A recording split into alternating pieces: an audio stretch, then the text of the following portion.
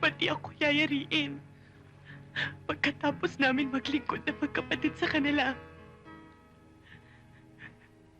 Ganun na lang. Patay. Si Anita. Alam niyo kung nasaan siya. Itago niyo na siya bago pa maging huli ang lahat.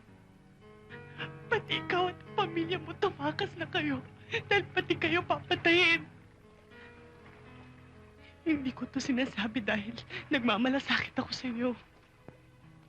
Gusto ko lang linisin ang konsensya ko bago ako mamatay.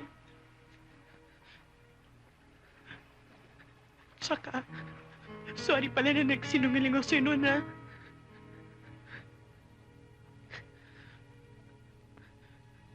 Halika na.